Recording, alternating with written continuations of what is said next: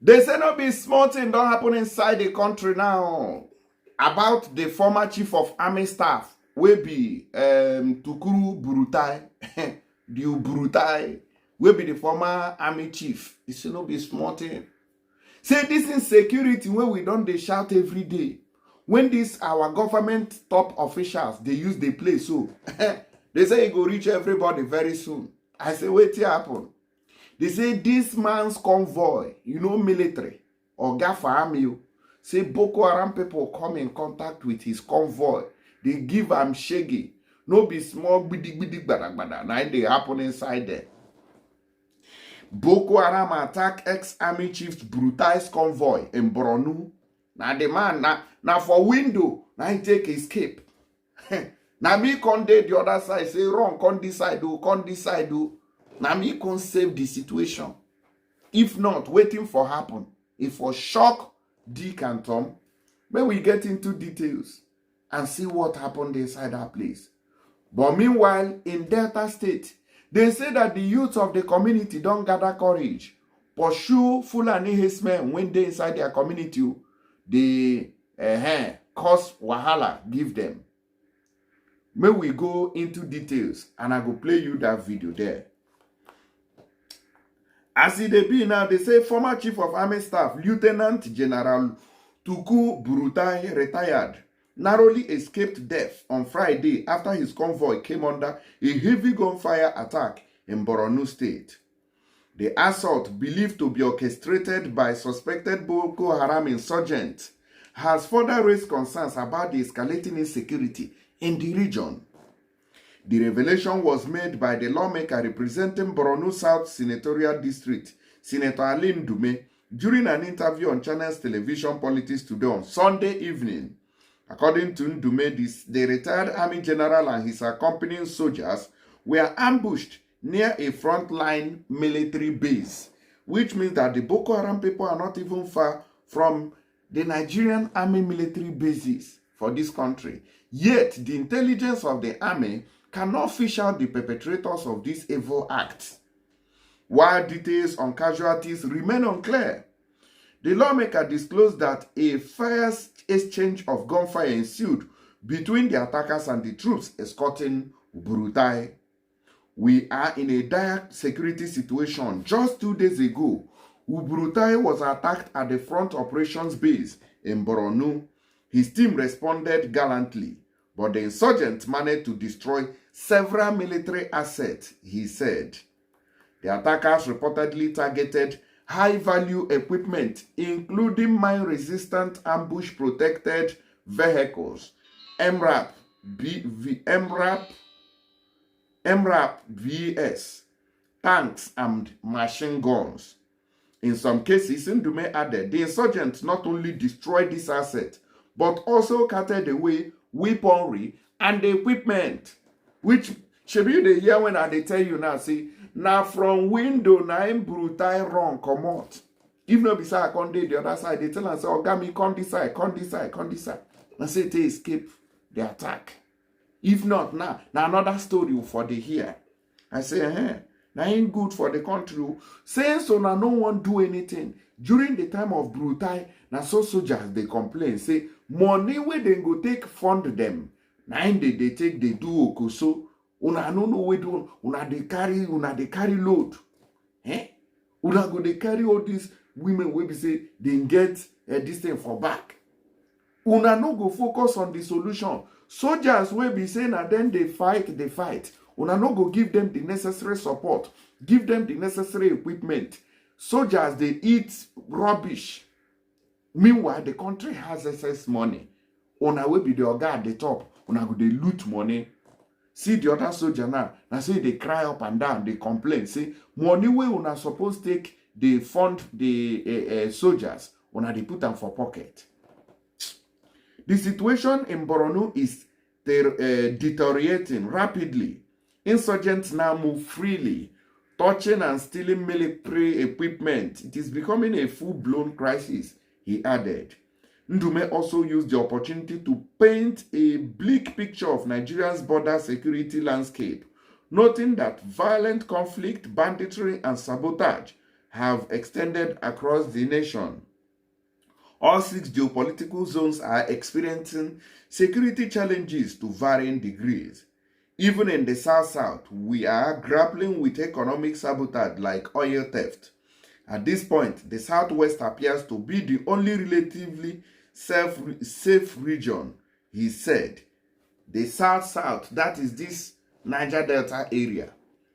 The Southeast was completely excluded, which means that criminals, terrorists have also taken over that region. And don't forget that without the help of locals, criminals or terrorists or any sort of insecurity cannot happen. So our people are now in love with terrorism.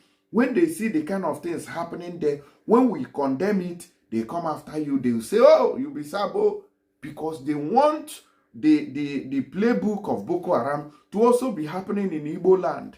Our own people, that is what they like. Now, if you ask them, they say they are fighting for freedom. I don't know how you go they fight for freedom. They go they kidnap people, they go they bomb people properties, you sit at home and people know here, they come out. You burn their tippers, you burn their trucks, and you say you are fighting for them. Oh yeah, man.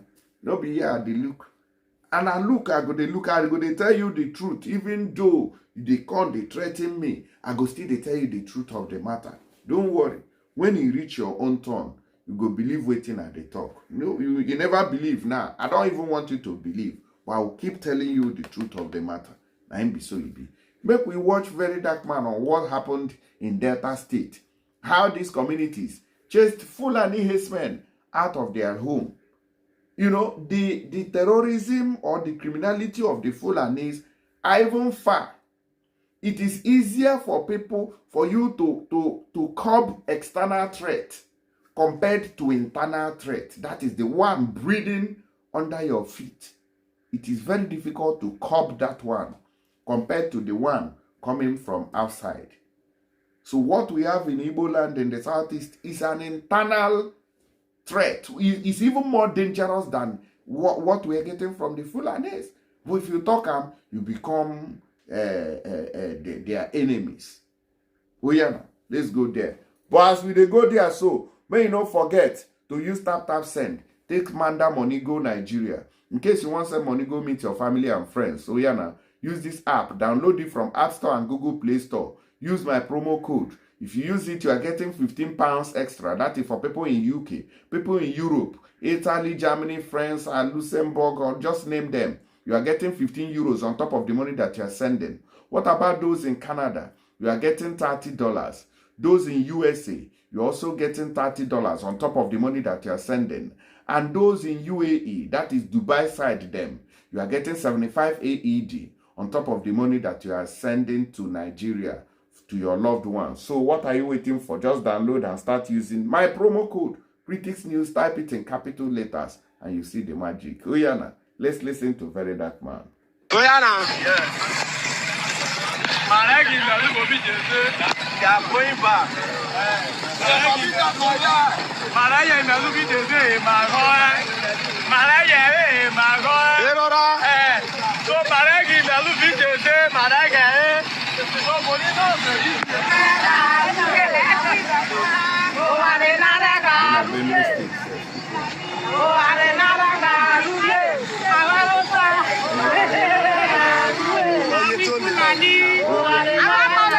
Alright, so this video was taken yesterday where a community in Isoko, Delta State, chased out some Fulani herdsmen with their cows out of their community. They chased all the Fulanis and their cow out of their community. Now, on seeing this video, I'm not going to lie. I panic. You know why? It is good and it is bad at the same time. But I cannot even blame them. Cannot blame them because the government don't seem to be doing anything. At all. And so far, so good. People need to start finding solution. But is this the right thing to do? Yes, the people have identified their problem. They have seen that, okay, if I say these Fulani people, they cause harm. If I say that they cause harm, they are eating our crops. They buy people for our farms. Okay. But think about it. They have done their own now. If every northern state where they are Fulani start doing the same thing, do you think the country will be at peace? All right.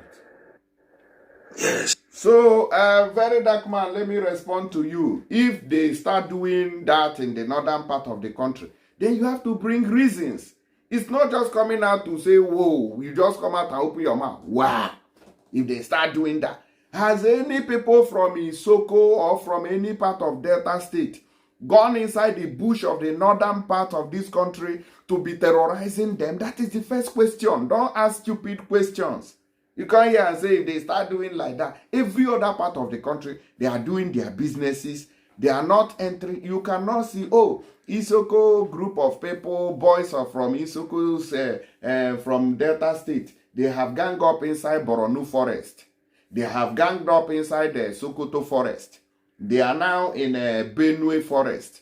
Buying people, destroying their crops, kidnapping them. It doesn't happen. So you cannot be comparing the two the same way. This comparison sounds like somebody who has a mental problem. You can't compare them together. They are not the same. When you see truth, you say it. When you see evil, you call it by its name. When they start evicting people for no reason, did they just enter there and evict them for no reason? You talk here, say, by people, maybe they have identified their problems. Is it not solution? Ask the people of the northern Nigeria, are these people disturbing you? Did they kidnap you? Did they enter your bush to cause harm? I beg you, no, this one, they say they wake up tomorrow for north, they make Igbos, Yorubas, Efik, Niger Delta, make all of them leave their place too. Therefore, leaving your own investment, because this guy men now, they not get investments for a lot of places. Now, those that cow. Therefore, leaving investments, a lot of people will not want that. Do you understand? But you cannot blame these people. You cannot blame them. The government don't seem to be doing anything to get them solution. What would they do? People they buy. Their hands are tied. Government are not doing anything. Not be government. People they buy for different states of Nigeria. For more than 8-9 years now, this thing has been going on. What has the government done? This thing has been going on. Meanwhile, now, what's all the politicians of Nigeria they do? Everybody going to visit Tinubu. What they are keen on now, the most important thing for Nigerian politicians now, and the president himself, is to make sure he secures 2027. That's all. If anybody make it buy, it doesn't concern them. It doesn't concern them. This act now that these people just did can start up a war in the whole 36 states. But you cannot blame them at the same time because they need to find solution to their problems. They can't grow crops anymore. The cows are going into their farm. There's war left, right, and center between them and the Fulani headsmen. Or rather, the headsmen. I hate to say Fulani headsmen because I am pretty certain that it is not all the Fulani that go and cause problem. This issue of open grazing, I've been waiting till they call them. Government are supposed to, by now they are supposed to have regulated it. I say you go to drive for Abuja Road, Federal Capital Territory. Cows go to pass, bro. Cows go to pass. What era is this? And the craziest part is that the headsman, the Aboki, the Fulani where carry that cow, it does not even know better. It's not doing it deliberately. That's the craziest part. It does not know better. In forefather, do the same thing. So if it's a normal way of life, that's what they taught him when he was growing up. He was like this as a boy, as a child. If you see where all these sets men they carry cow, you're going to see small boys with them. When they don't start to reach that guy in 8-9 years, they leave them with a whole cow. Say, go. All they need to do is with the stick. They taught them these things. But because the government refused to, the government have not regulated these things, they feel like it's a normal way of life. They will enter anywhere and everywhere. That is what their own forefathers taught them. It was never regulated. Government don't feel they need to regulate it, and it's becoming a problem. That's why they can eat anything and feel like, okay, yes, now, nothing happened. They will enter people's farm. I said they go block road they'll block major road for Abuja. Even if you have an emergency, just imagine, say, person they carry a pregnant wife, they go hospital, then they rush. And what is stop you in a cow? The complications come happen. Maybe the wife come by. Or maybe worse. Maybe another emergency that is worse. But the government have refused to address this issue. They have refused to talk about it. They have refused to say, okay, you know what? You can't go here, you can't go here. Let's create a ranch for you. Let's create this for you. You people should start from today. Do it here, do it here, do it here. I believe that will bring peace a little. But now you are letting the people look for solution. A solution that might lead us to war in the nearest future. It might lead us to war. Then they have looked for their own solution. But tomorrow, what will happen? I say, if they start doing this thing in the north, say, okay, you are not from the north, pack your things and go. Everybody go. You now, you are doing it in peace. You let them carry their car go. Those ones might not let your brothers, your sisters from the east, from the west, from the south. They might not let them come out with their own property. Okay. So what next? But we have a government that can find a solution but refuse to because they are bulking money. And yes, the main thing that's their problem now, their area of concentration now is 2027 election. May God help us in Nigeria. May God help us in Nigeria. Because where will they go now? Now war. Very soon everybody go arm themselves, they attack each other. Now where the country they go now? May God help us. May God help us. Okay now.